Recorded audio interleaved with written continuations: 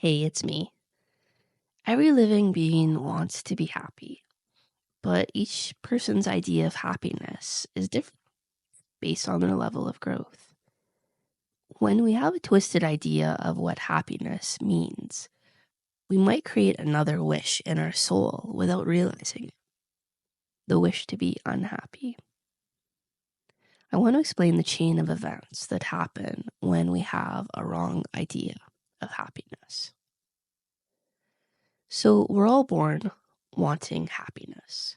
The tiny baby's idea of happiness is getting everything it wants right away, exactly how it wants it. No matter how grown up we become, part of that infant still lives in each of us. A wrong understanding of happiness sounds like this. I can only be happy if I get what I want in the way I want it right now. If that doesn't happen, I'll be unhappy forever. This attitude also expects everyone's total approval and love. If even one person fails to give it, the person feels like their whole world falls apart. Of course, most adults don't think consciously, but we feel it deep down. In that hidden place, if something goes against our will, the world seems hopeless in that moment. A baby quickly realizes it can't have absolute control. It sees itself as stuck in a cruel world that refuses to give what it believes it needs. If you think about this logically, it's like the child wants ultimate power to rule over others, so they always do exactly what the child wants. When this wish for total control can't be fulfilled, frustration hits the extreme. Now, we don't remember these early feelings because no one recalls being an infant. But that doesn't mean the feelings vanish. They stay hidden in our minds and can show up later, even if we act very reasonable on the outside. Real inner growth means noticing where we still react like an infant.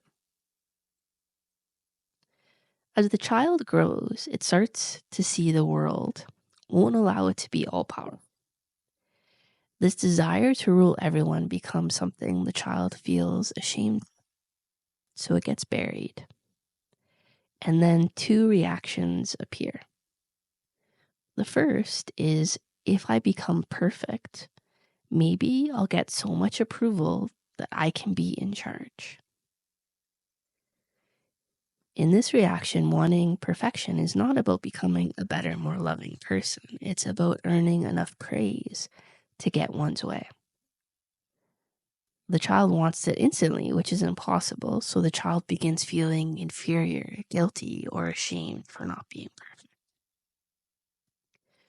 The second reaction is, it's someone else's fault. Here the child reasons, if only other people would give me what I want, I'd be perfect and happy.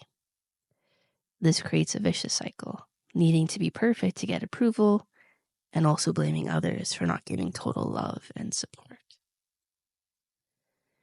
So in this twisted view, the person says, I can only be happy if everyone and everything does what I want. Whereas real, mature happiness says, even if life doesn't go my way, there's meaning in what happens. I can handle pain or struggle because they help me grow.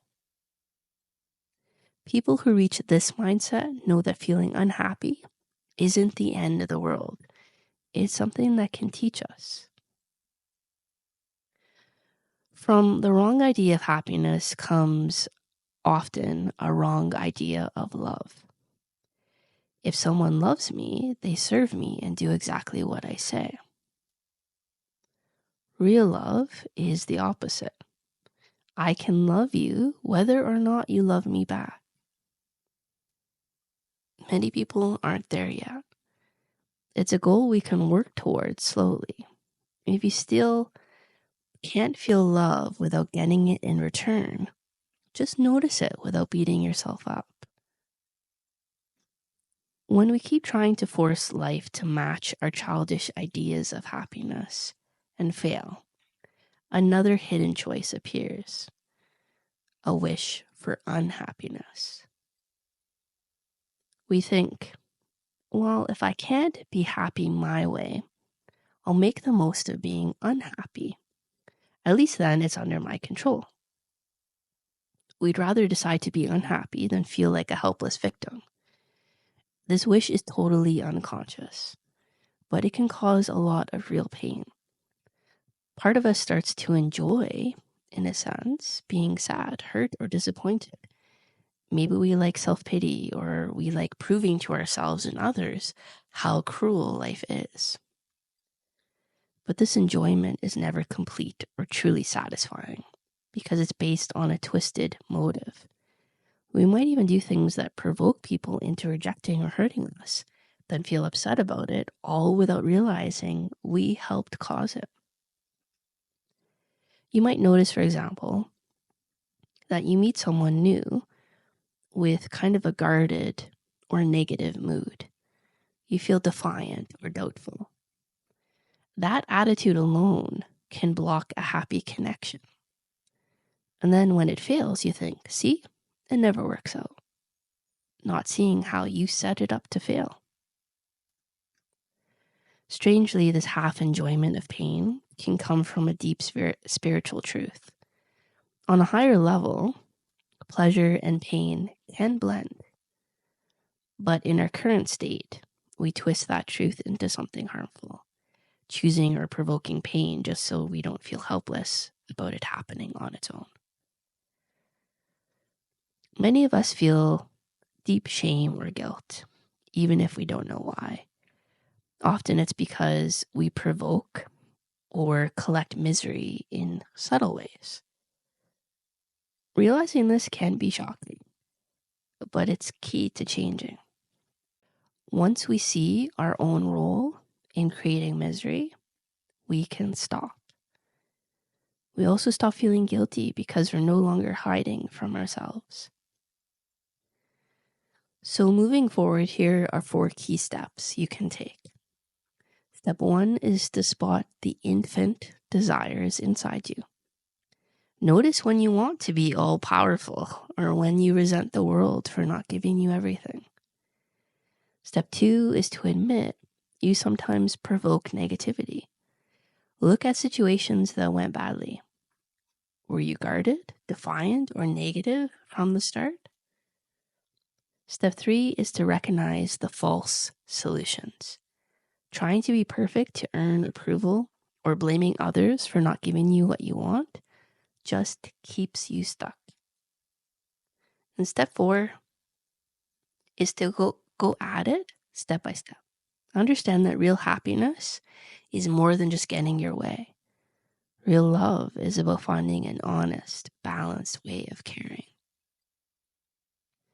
Reaching true maturity means gently letting go of these childish ideas of happiness and power. It also means stopping the hidden wish to be unhappy once you see how you create it yourself. As you grow, you'll discover that giving up these false concepts sets you free to find real peace and real love. I love you. Let's connect soon.